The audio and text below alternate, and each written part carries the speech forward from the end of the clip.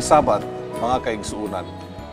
Malipayon kami sa takna sa pagtuon nga magadala kaninyo sa ato na usab nga summary sa ato nga lesson 10. Lesson 10. Ang uluhan, mga higala, Jesus won their confidence. Sa dili pa kita magsugod, mga higala, ako kamo dapiton sa usa ka pag-ampo uban kang Pastor Asoy. Ginoong Dios ning taknaan nagaduol kami kanimo. Among gibati nga kung wala ikaw wala kami arang mahimo. So naghangyo kami karon sa imong paggiya pinaagi sa imong gahom sa balang espiritu. Dagai kami kaalam sa pagsabot, pasabta kami aron nga kini nga leksyon dakog kahimuan alang sa mga kinabuhi. Salamat sa imong pag-uban, salamat sa imong presensya. Amo kini pangayo tungod lamang sa ngalan ni Jesus nga among luwas. Amen. Amen. Ang atong lesson, numero 10, mga higala, Jesus won their confidence, o ang atong memory text, atong makaplagan diha sa Lucas Kapitulo 5, versikulo 15, nga diin sulti si Apostol Lucas mahitungod ni ini. Atong paminawan, mga higala. Apan, milabi hinoon pag kasangyaw ang kabantog mahitungod kaniya, ug ang mga dagkong panon sa katawhan mingdugok aron sa pagpatalinghog ug pagpatambal sa ilang mga balatian. Kani nga porsyon, mga higala, sa kinabuhi ni Ginoong Hesus, usa kini ka importante kayo nga porsyon nga angay nato pagtagad tun-an tungod kay mao kini ang panahon nga si Ginoong Hesus malampuson kayo ang iyang pagministeryo. Ang maayo nahimo siya nga dungganon sa palibot o daghan kay ang mga tao nagaduol kaniya, gusto maminaw niya o gusto magpatambal diha kaniya. Unsa may iyang sekreto, mga higala, nga nakuha man niya ang kumpiyansa sa uban nga mga katawhan ni ining panahona. O tingali sa iyang kinabuhi, mga higala, atong makuha usab ang sanglitanan gikan kang Ginoong Hesukristo mahitungod sa mga pamaagi sa pagkuha sa kumpiyansa gikan sa mga katawhan. Mao ba na ang binisaya sa pulong confidence, no? Kumpiyansa. Murag pagsalig po. Pagsalig. Mao ba na, Pastor Asoy? Yeah, ang pulong confidence dili gyud magbulag sa pulong trust. Meaning ang tao dili nimo makuha ang iyang kumpiyansa kung wala kay pagsalig sa iya. Kana reciprocal relationship, no? Ang nakay pagsalig sa tao, in return ang tao pod naapoy pagsalig sa imo. Dili gid na pwede bulagon. Trust begets trust. Yeah. Kung wala kay pagsalig sa tao, di pod mosalig ang tao nimo. Di man ka mosalig, wala man kay kumpiyansa sa iya. Importante kana, mga higala, kay maunay gitawag og bedrock, foundational sa usa ka relationship, mga higala. Ang relationship nga walay trust, walay pagsalig, mga higala, dili mahimong malampuson nga relasyon. Unya, dili po nimo makuha ang pagsalig or kanang confidence sa tao gikan sa imo o ngadto usab kaniya, dili makuha kana, mga higala. Ang Biblia nagahisgot dinhi sa Genesis Kapitulo 15 versikulo 16 as our model nga ang atong amahan sa pagtuo si Abraham, mga higala, duna siya lig-un kay nga pagsalig ngadto sa Dios. Ug pinaagi sa iyang pagsalig ngadto sa Dios, nahimo nga nakadawat siya sa pagkamatarong. Apan naghulagway usab sa mao nga sa Old Testament sa Numbers chapter 14 verse 11, gipakita usab, mga higala, ang kahimtang sa kinaiya sa mga tao nga taliwala sa kaayo sa Ginoo, taliwala sa iyang paghimo og mga milagro ug pagsupply sa mga gikinahanglan sa mga tao. Ang mga tao sa gihapon wala magsalig kaniya. Gani kani nga bersikulo nga atong mabasa sa Numeros Kapitulo 14 bersikulo 11, usa kini ka daw pangluod nga pulong sa Dios ngadto sa iyang mga katawhan nga taliwala sa iyang mga kaayo ug daghang mga milagro nga gibuhat alang kanila, wala gihapon sila mosalig. Mao kini ang kahimtang sa atong pagkatawhanon. Pero ang atong tan-awon karon ang kinabuhi ni Hesukristo, Pastor Asoy ug Ma'am Pinky, nga nindot kaayo ang iya ang pag-exemplify sa pagkuha ngadto sa pagsalig sa mga katawhan. Unsa gali by definition, nindot naman itong hisgutan pagsugod ni Pastor Asoy nga pagsalig or trust sa English nga dili man siya magsilbi sa usa ka relasyon kung wala na. Nahitabo ang pagsalig sa mga katawhan kang Ginoong Hesus tungod kay nagahimo man siya pagministeryo nga tubag sa ilang mga panginahanglan. O sa diya natubag ilang panginahanglan, meeting their needs, diha sila naka-realize ba nga kini di ang tawhana na ay there is a special something very special sa iyang personality nga nakahatag kanila og pagtuo niya kay libang guga ng balatian ayuhon ni Ginoong Hesus. So bisan gani karon sa ato kung naitaw nga makahatag og kayuhan sa tong balatian adto ta balik-balik ta niya. Tinuod. Sa daghan nga mga kaniadto nga kasinatian nga akong na-eksperyensyahan, daghan gyud kay muduol sa mga doctors labi naglibre tungod kay kuan man magadala og kaayuhan. Siguro mao na Pastor Asoy ang usa ka differentiator sa kalainan kang Ginoong Hesus nga pagministeryo tungod kay wala man siya maghunahuna kung unsay makuha niya sa mga tao kung dili unsay iyang mahatag sa matud pa sa gisulti ni Ma'am Pinky. Sa atong lesson, Pastor Gingging o Ma'am Pinky, na ako'y ganahan kaayo nga emphasize dinhi. Kanibang giingon dinhi nga it's a kind of trust that comes from seeing unwavering and solid commitment, which in the case of Jesus, through mingling with, sympathizing with, and serving the people. Una diha, ngano di ay nga ligon kaayo ang kumpiyansa sa mga tao kang Ginisus. Kay unang-una, before niya gimit ang panginahanglan sa mga tao, nakigmingle siya. So makita nimo kung unsa ka sincero ang tao sa iyahang commitment, sa iyang relasyon sa iyang isig ka tao. Kanang makigmingle, imagine God, ang usa ka mayor pananglit muduol sa imuha, malipay biya ka kayo. Usa ka governor muduol nimo. No? Kana mga tao ba nga naa sa posisyon muduol sa imuha? Kana tungod kay nakita nila ang kasinsero, no? Dili ba ingon nga sinukod na ay pagsukod ang iyang pagtagad sa usa ka tawo. Una nakigmingle siya dayon, may simpatiya siya sa tao. Dayon usa niya gialagaran ang panginahanglan. So kaning giingon dinhi nga unwavering solid commitment, nagasumada ni siya nga mao diyan ang hulagway sa estilo ni Ginisus sa iyang pagtagbo sa panginahanglan sa mga tao nga dili conditional. Unconditional ang iyang pagtagbo sa panginahanglan sa mga tao. Sa to pa dili lang kay istorya ra nga nagwalis siya kaayuhan kun dili iya gyud giadtuan. Tinuod man na pastor kana bitawng di ba ni pag-ingon unsa sa panahon sa eleksyon grabe mo adto gyud ang mga kandidato sa lugar sa mga suok-suok. Malipay man kayo mga katawhan ana. Bisag malamano lang. Dako kayo og pero sa dako kayo og edge ang usa ka kandidato nga mudaog kung siya nakigminggol sa mga tao kaysa kandidato nga wala makigminggol. Sa to pa naa siya pakigsandurot. Pero sa panahon nga naa usa ka tawo sa posisyon, imbitaron nimo kay pa-speakingon nimo og mga program. Padadaan ka lang og laing nga representative.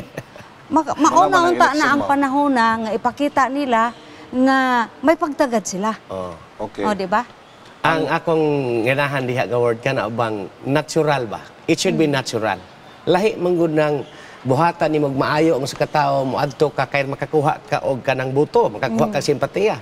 Pero kung natural nga paagi imong mapakita og makuha nimo nga do na kay pagsalig sa mga tao, do na po'y pagsalig ang mga tao nimo kay kumpiyansa naman sila sa imuha kay makita man nila nga ang tinuod yun nga definition sa gugma. Dili taman sa istorya. Ang iyang dili pag-adto dili kay tungod sa iyang kahadlok ug tungod sa iyang kabisi. O man na hinungdan nga dili sila moadto ng mga suok-suok nga nag-imbitar nila kay nahadlok sila nga ilang kontra. Sige nung Hesus lahi man. Iya manong gi sungsong ang asa tong mga bagang duot sa mga tao. Kana nga importante nga kayo nga pagtuon sa Old Testament ug bisan sa New Testament, makita nimo mga higala kanang pagtulun-an nga solidarity with human. Ang Ginoo nakig-identify siya uban sa mga tao. mao man na ang propesiya sa Old Testament, pero sa New Testament nahibalutan nga sama sa gisulat diha sa Juan kapitulo 1 nga sa sinugdan ang mao ang pulong ug ang pulong inubanan sa Dios ug ang pulong mao ang Dios. Ug ang pulong nahimong unod sama kanato. Meaning ang Dios nakig-identify, dili lang siya nga nakigminggol nga ang Dios nakigsagol sa mga tao nga yutan-on, kundi sa iyang pagsagol nahimo siyang tao. Dili lang kay Dios kundi tao. Meaning nakipag-solidarity siya uban kanato ba. Ang atong kasakit, ang atong kaguol, ang atong kalisod, mao po iyang kalusod, kasakit ug kaguol. Mao na nga sayon kay niya nakuha ang kumpiyansa sa mga tao tungod kay siya nakipag-uban kanila sa ilang level. So, una lang ko'y gustong emphasize, Pastor Gingging, sa kalibutan, tingali naay panahon nga ma-frustrated ka. Tungod kay naay mga tao nga dili gyud tiunay ang ilahang pagpakigminggol. Pero ang atong perfect example nga kinahanglan nato sundon mao si kinsa man. Si Jesus gyud. Wala na lain. Siya gyud mismo ang illustrate diha nga mabati nimo nga tiunay gyud natural kayo ang iyang pagpakigminggol sa mga tao. Pinasikat siyang gugma nga to siyang katawhan. Ako na-impress man gyud ko ani atong bag-ong pangulo kay bisan pa sa iyang pagsuna nga sa to gitawag ato na ceasefire unilateral pero wala matuman. Gusto pa gyud niya ipakita. Adtuon pa gyud niya kung mahimo anang mga lugar nga naaning mga kahadlok sa mga tao. Kanang bang bahin na ba? Muwin na siya og kumpiyansa. Oo. Winning their confidence unta nga kung makasabot lang unta pod ang mga tao sama sa panahon ni Ginoong Hesus. Dili gyud ta mabalaka ug asa pa ta ipadala kay nganuman ato mang nadaog ang ilang pagsalig. Okay. Dinhi sa 1 Corinto kapitulo 3 bersikulo 1 ngadto sa 9 mga higala, makita nato nga ug atong mabasa nga dunay dako kaayo mga kahigalaan nga panagbingkil sa iglesia tungod kay nabahin sila sa duha ka personalidad, sa duha ka mga banggiitan nga mga pangulo didto sa New Testament. Ang una nga pangulo mga higala si Apostol Pablo ug ang ikaduha si Apolos.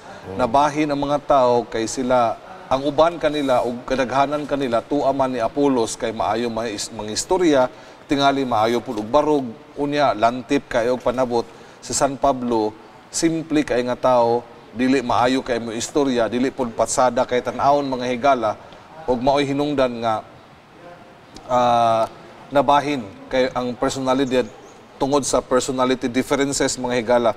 Og mauna nga gipakita ni San Pablo pinaagi sa iya ang simple kaayo nga pagsulat sa 1 Corinto kapitulo 3 nga kinahanglan kita magbaton og balanse. Kung mukuha kuno ta og kumpiyansa sa mga tao, dili aron ang atong ngalan, dili madirect para sa atoa, kundi dili ingon siya kinsa man di ay ko, kinsa man di ay si Apolos. Di ba kami raman ang tigtanom sa binhi apan si Kristo maoy nagpatubo niini. Meaning iyang gi-shift ang attention sa mga tao, inay ngadto kaniya o ngadto kang Apolos, pwede niya dipinsaan iyang pagka-apostoles nga moingon siya nga ako tinawag ko sa Ginoo, pwede niya ipadako ang iyang kaugalingon, pero ingon siya nga kinsa raman di ko, kinsa man pud ni si Apostolos, si Apolos. Kami wala rami, pareha rami magbubuhat apan ang angay nga inyong tan-awon mao ang si Kristo, si Ginoong Hesus. Ang lesson na to, sunod, creating a balance, mao man ay gihisgutan mga higala. Naalang ko'y nabantayan, ana ba? Usahay manggod, labi na sa mga magwawali, ang kumpiyansa sa mga tao na asto, usahay matintal tingali ang ubang magwawali nga. Kana bitong labi nagmaay ka musulti, maay kang magwawali, maayo kang personality, ang mga tao ma-attract ay sa imuha.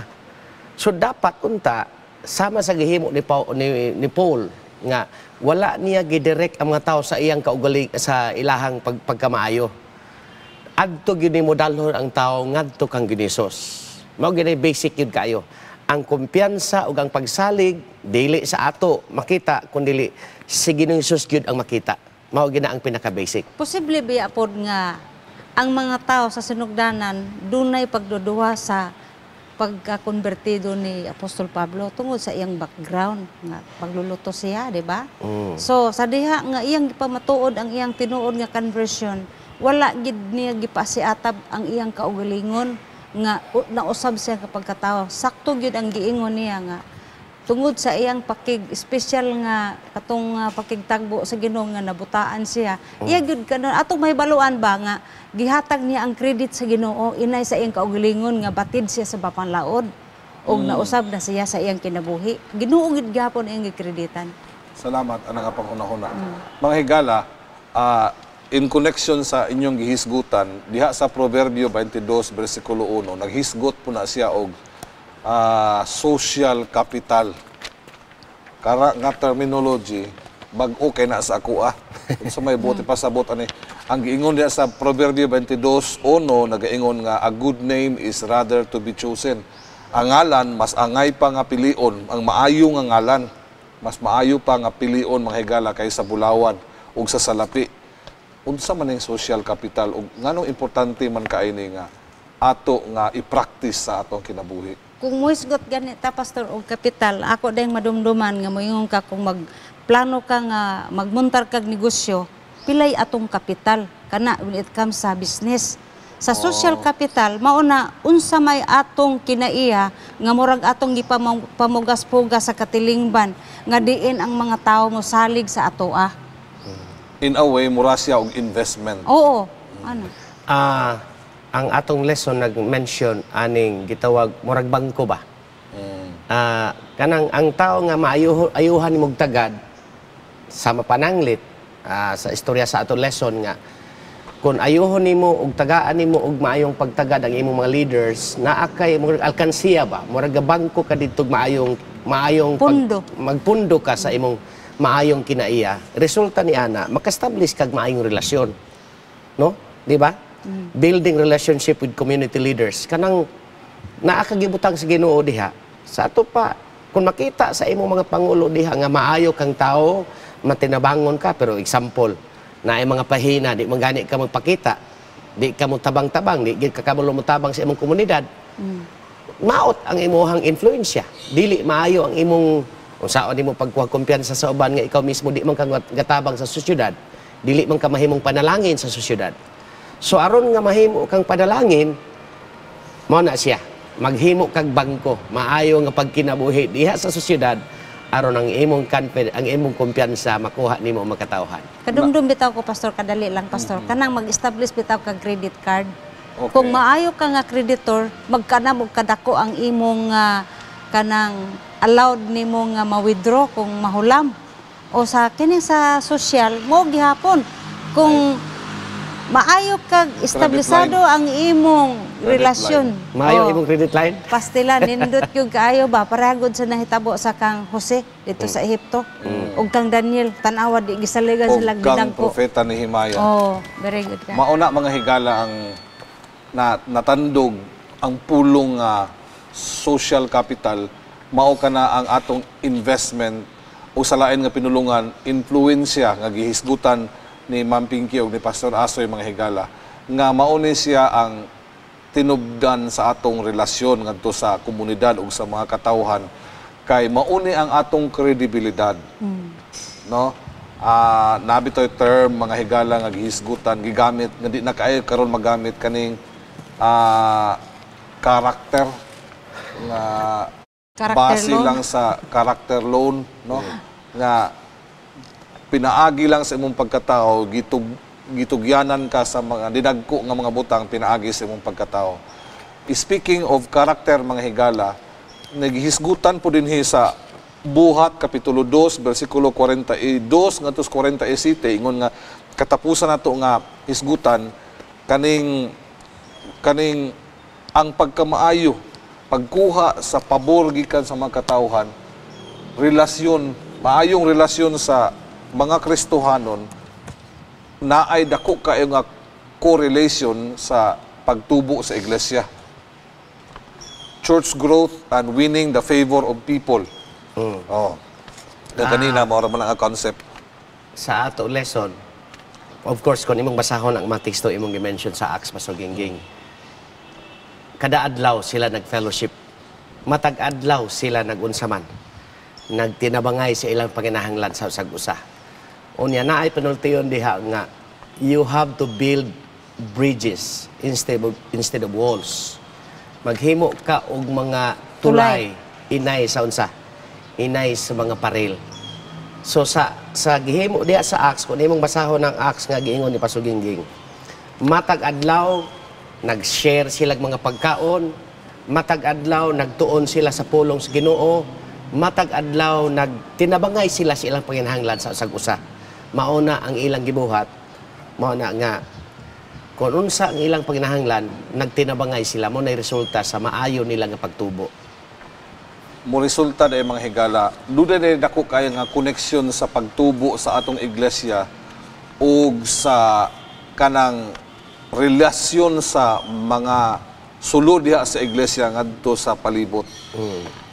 Nakadumdum ko nga dunay usa ka district pastor nga doon na siya dako kayang problema mahitungod sa pagpatubo sa iglesia tungod kay apan sa dihang ang gipangutana siya nakaplagan sa nangutana nga ang iyang iglesia day sige pog away mo na maglisod pagtubo kay gasigi man og away ang mga kaigsuunan na unsa man intoy kapanaminan sa mga tawo nga naa sa gawa sa iglesia kung mao kanay ilang makita mga higala sa pamilya sa Ginoo. Pakyas gyud, palpak ang atong mensahe kung wala kinabuhi eh. Kana. Una nga maka-insert gud gihapon ko sa atong mga kaigsuonan pagpasabot nga may labot gyud ning integration sa atong lifestyle, sa atong pagwali. Kay mao ra man gud ang metodo nga gisulti ni Ginoong Hesus before ta mowali ato sang kinabuhi ano unsa nang atong giwali para mahimo siyang epektibo.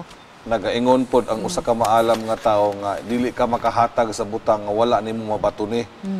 Unya nagaingon pod si Mahatma Gandhi nga mas maayo pang mutan-aw ko sa usa ka wali kaysa maminaw kog wali. Meaning ikaw mga kaigalaan imong kinabuhi mao ang wali. So gusto nila nga makita na sa tawo mga higala. Higala daghang salamat mga kaigsuunan sa inyong pagsunod sa ato nga programa nga takna sa pagtuon o sa dili pa ta mo padayon ato mga higala nga paminawon ang usa ka musical rendition nga giandam sa atong programa alang kanatong tanan.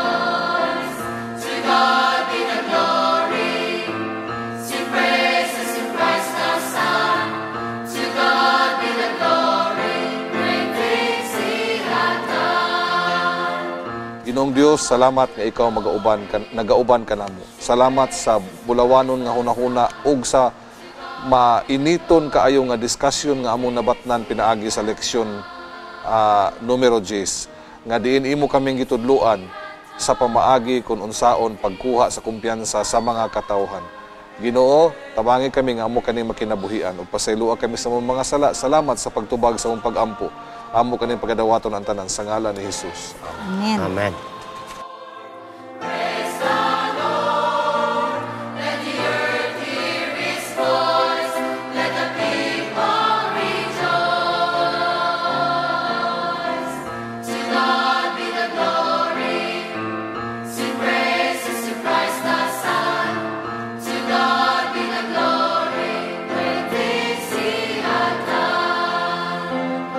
To the Father, through Jesus.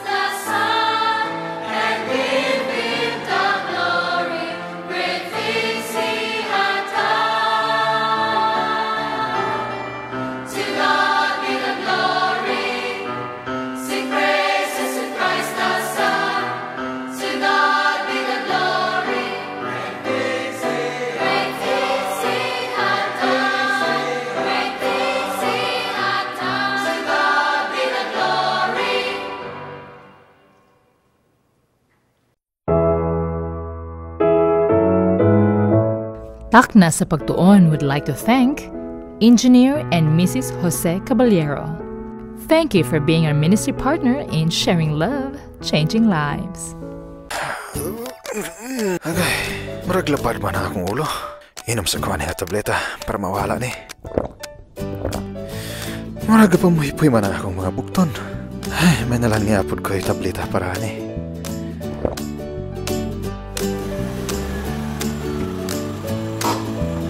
Ayay, marag wala gani may angay akong tiyan sa akong pamahaw ba? Naamapot siguro ko'y tambal para sa hapto sa tiyan diri. Hops! Kadali lang higala! Nahibalo ka ba nga pwede kang madaot sa dili sakto nga pagtumar og mga medisina? Tungod kay sintetika ni, kikinahanglan gayud ang medical advice sa pagtumar ni ini. Busa, sulahi usa ang Natural Remedies. Ang Natural Remedies Encyclopedia adunay kapin sa 11,000 ka home remedies para sa sobra sa 700 ka mga balatian. Palit na sa Natural Remedies Encyclopedia. Sa Natural Remedies Encyclopedia, siguradong mas safe and healthy ka.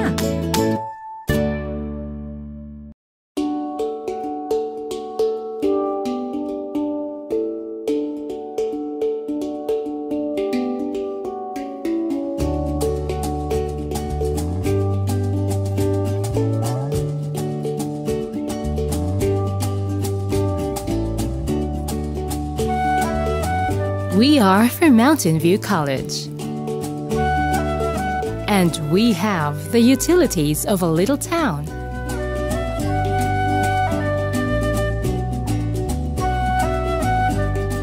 For more than your basic needs.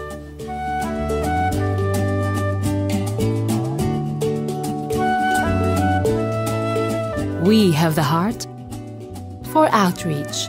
MVC can bring out your compassion and literally exercise it through the SULAD Student Missionary Program, among many other outreach activities. And when you need to take a break, MVC can also feel like a resort. So you will be refreshed.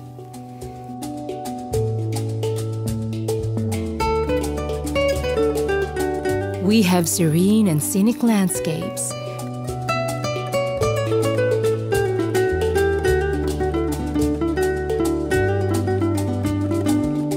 thanks to a rich, faith-filled history.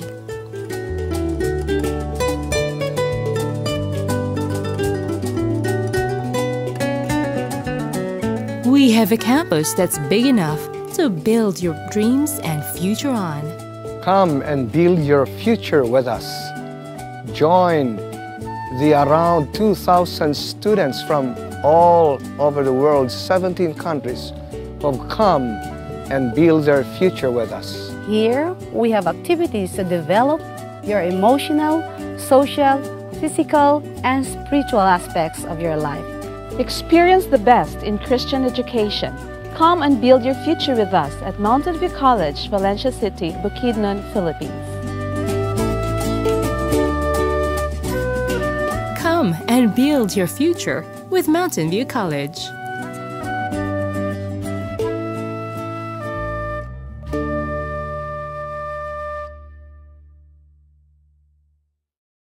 To me, the joy, which money cannot buy. And very hospitable, and most of all, take part of your operation. Dynamic Living returns with new episodes, now on Mondays, 6 to 7 p.m. Dynamic Living, the Total You on Mondays.